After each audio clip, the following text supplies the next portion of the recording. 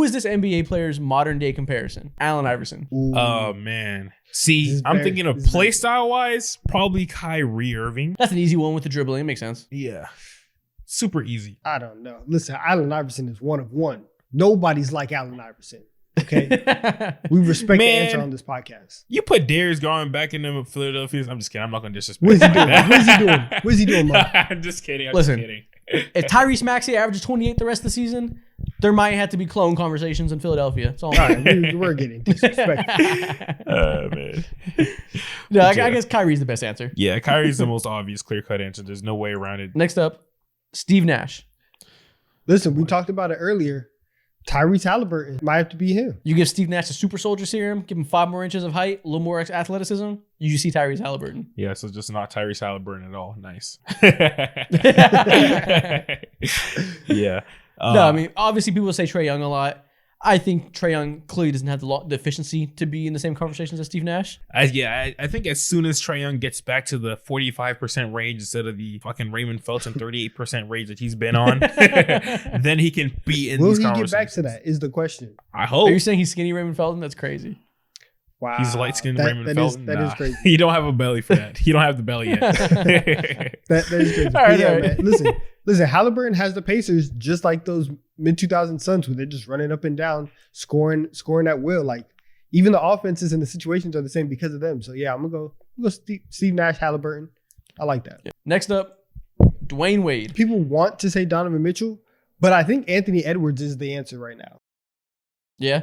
Yeah. It's definitely a better perfect, answer. though. D-Mitch is too off-the-dribble shooting oriented, I think. I think he's kind of moved away from that slashing primarily. Yeah, D-Mitch is he's an elite shooter, to be honest with you, on all levels of the court. There's no form of shooting that he can't do. Anthony Edwards is a good comparison, but still not perfect. D-Wade was just so unique. Yeah, that speed is hard. It's hard to replicate that speed. When you talk about shot profile, Anthony Edwards, he's scoring in the mid-range. And I like the defensive component as well, where he's he's not like an elite defender, but when he wants to lock in, he can be a very, very good defender at his position, just like D-Wade. It's a good one. Carmelo Anthony. Nobody plays like him anymore. Yeah, the style's been phased out a little bit, but who's the modern version that looks like what Melo would look like if he came up today? Michael Porter Jr. Never swinging that bitch and just straight pulling. Yeah, it could be him. Nah, he's way too stiff. Doesn't have the versatility in the mid-range. Who's like that? Honestly, Kevin Durant. Kevin Durant's his peer. He was in his era. No, I would say someone like, I think a better comparison could be talking someone about all-time greats here. That's all I'm doing. Someone with that power who likes to get back down in the post and has a quick step, but is just a mismatch hell. Could be like Paolo Banchero. I was thinking that too. But he doesn't have the shooting touch of Melo at all, and he's more powerful. So it's not the best comparison, but that might be the best one that we have in the league right now. Yeah, definitely the closest. He's like a concoction of like if you took the best parts of Jason Tatum and the best parts of Paolo Banchero and kind of did a little love child, that's Melo. Wow, so that's 2018 Blake Griffin. Nice. What the fuck? It is. Yeah. Hard to find a good one for Melo today. All right, next up, Charles Barkley. I'm going to be lazy. Just give it to Zion. You know why? I don't even have to explain why. Because he likes to eat and he's small? Yeah. Damn. Yes, that's why. Listen, they call Charles Barkley the round mound of rebound. I'll leave it there. Greatest nickname of all time. No, Zion does play like him in terms of being the undersized guard that's explosive, finishing at the rim. Zion's the easy pick here. Is there anybody else in this mold? There's no one else in his mold, really. So what, Julius Randle is like the poor man's version? Hell no. Not even. Disrespectful. The broke version. Disrespectful to Charles Barkley. Hell no. He's the afterpay Charles Barkley. Afterpay. we got Charles Barkley on layaway. We got Charles Barkley at home as Julius Randle. Hell nah. That's hilarious. All right, next up, Jason Kidd. Big guard who can play defense and pass. Finish a little bit, not the strongest shooter. Man. Who we thinking about, Mo? I want to say Lonzo Ball, but he don't play basketball no more. R.I.P. Those knees are in a better place. Okay, there you go. Are they? Good save. It's not the best comparison. You said Lonzo, maybe LaMelo, but very different. Not the strong defender and a better shooter, so it's not the same, but big guard who can be a passer. There's no perfect comparison for Jason Tatum or Jason Kidd right now. If Drew Holiday was an elite passer, it could be him, which would make him an entirely different player.